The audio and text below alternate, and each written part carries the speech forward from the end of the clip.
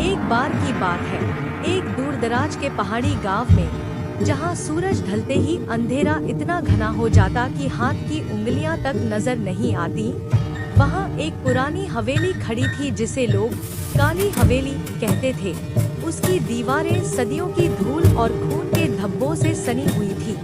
कोई भी गांव वाला रात के अंधेरे में उसके पास से गुजरने का नाम नहीं लेता था, क्योंकि जो भी वहां गया था वह या तो लाश बनकर लौटा या फिर कभी लौटा ही नहीं। लेकिन फिर भी एक दिन शहर से आया एक युवक नाम राकेश, जो अपनी मां की अचानक हुई मौत के बाद विरासत में मिली इस हवेली को देखने आया।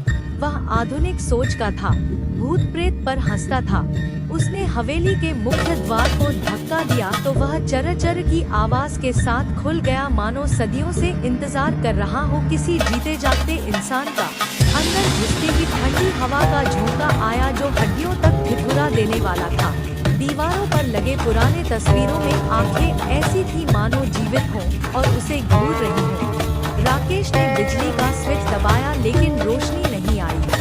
उसने मोबाइल की टॉर्च जलाई और ऊपर वाले कमरे में गया जहां एक पुराना लकड़ी का बिस्तर पड़ा था।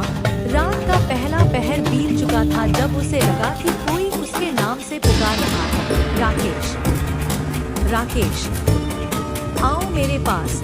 आवाज इतनी धीमी थी कि लगता था हवा में घुल गई हो। उसने सोचा शायद थकान है, लेकिन जब दूसरी बार आवाज आई तो वह बिस्तर से उठ बैठा। कमरे के कोने में एक सफेद साड़ी वाली औरत खड़ी थी। उसका चेहरा काला था, आंखें लाल और होठों से खून टपक रहा था। राकेश चीखा लेकिन आवाज गले में ही अटक गई। औरत धीरे धीरे उसके पास आई और बोली, तुम मेरे बेटे हो, क्यों छोड़ दिया मुझे? राकेश समझ गया कि यह उसकी दादी की आत्मा है, जिसे 50 साल पहले उसके दादा ने जिंदा जला दिया था क्योंकि वह दूसरे मर्द से प्यार करती थी। लेकिन कहानी यहीं खत्म नहीं होती। राकेश ने भागने की कोशिश की तो दरवाजा खुद ब खुद बंद हो गया, खिड़कियां बंद, हवा रुक गई। अब हवेली में सिर्फ उसकी सांसें और उस औरत की ठंडी हंसी गूंज रही। रात राकेश ने वो सब देखा जो इंसान सपने में भी नहीं देख सकता। दीवारों से हाथ निकलकर उसे पकड़ने लगे, फर्श से सिर निकल आए जो उसके पैर चाट रहे थे, छत से लटकती लाशें जो आंखें खोलकर मुस्कुरा रही थी, और सबसे भयानक वो आवाजें थी जो कह रही थी, हम सब यही हैं, तुम भी अब हम में शामिल हो जाओगे। सुबह हुई तो राकेश बाहर निकला। उसका चेहरा सफेद पड़ गया था, आंखें खाली। गांव वालों ने पूछा क्या हुआ तो उसने कुछ नहीं कहा, सिर्फ हंस दिया। लेकिन रात को फिर वही हुआ। अब वह खुद ही उन आत्माओं से बातें करने लगा, कहता, माँ, दादी, मैं आ गया। उसके शरीर में अब कई आत्माएं बस चुकी थी। वह दिन में सोता, रात में हवेली के बगीचे में घूमता जहाँ पुराने कब्रिस्तान में सैकड़ों लाशें दफन थी। कभी कभी गांव के बच्चे उसकी हंसी सुनकर डर जाते क्योंकि वह हंसी इंसानी नहीं थी, बल्कि सैकड़ों गले कटे लोगों की एक साथ हंसी थी। महीने बीते, राकेश अब पूरी तरह बदल चुका था। उसकी त्वचा सूखकर हड्डियों से चिपक गई थी, नाखून लंबे और काले, दांत तीखे। वह अब हवेली से बाहर नहीं निकलता था, लेकिन जो भी गांव वाला उसकी हवेली के पास से गुजरता उसे लगता कि कोई पीछे से आ रहा है, कोई ठंडा हाथ उसके कंधे पर रख रहा है। फिर एक दिन एक और युवती आई, नाम था प्रिया। वह राकेश की दूर की रिश्तेदार थी, विरासत के कागजात लेने आई थी। राकेश ने उसे अंदर बुलाया, मुस्कुराते हुए कहा, आओ बहन, घर तुम्हारा है। लेकिन जैसे ही प्रिया अंदर घुसी, दरवाजा बंद हो गया, रोशनी गायब, और फिर वही आवाजें शुरू हो गई, अब तुम भी हमारे परिवार में शामिल हो जाओ।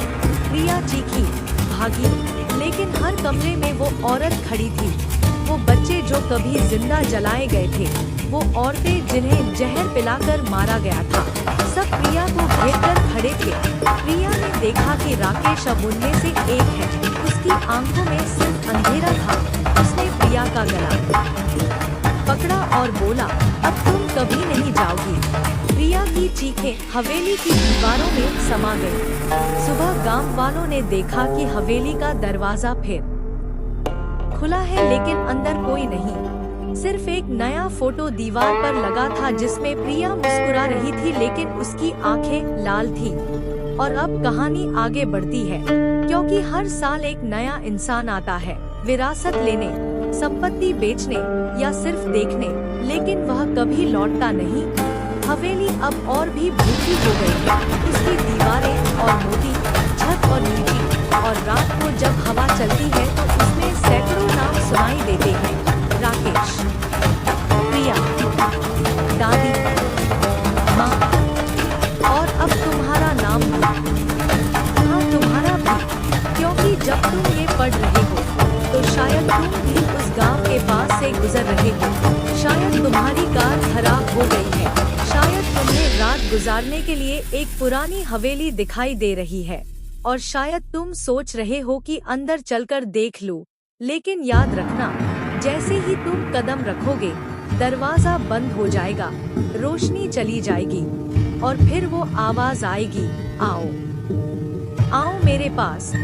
और तुम समझ जाओगे कि अब तुम भी उस परिवार का हिस्सा हो, सदियों तक, अनंत काल तक, जहाँ कोई मौत नहीं, सिर्फ दर्द है, सिर्फ चीखें हैं, सिर्फ अंधेरा है। और तुम अब कभी अकेले नहीं रहोगे, क्योंकि सैकड़ों आत्माएं तुम्हारे साथ होंगी, हमेशा, हमेशा, हमेशा। और अगर तुम्हें अभी भी लगता है कि ये सिर्फ कहानी है, तो एक बार अपने पीछे मुड़कर देखो। क्या तुम्हें कोई सफेद साड़ी नहीं दिख रही? क्या कोई ठंडी सांस तुम्हारी गर्दन पर नहीं महसूस हो रही? क्या कोई फुसफुसाहट नहीं सुनाई दे रही? तुम अब हमारे हो। और अगर हाँ, तो अब भागो मत, क्योंकि भागने का रास्ता अब बंद है। हवेली का दरवाजा तुम्हारे लिए खुल चुका है, और अंदर से वो आवाज आ रही है, स्वागत है, घर आ जाओ, हम इंतजार कर रहे थे तुम्हारा, बहुत लंबे समय से, और अब तुम भी उस कहानी का हिस्सा बन चुके हो।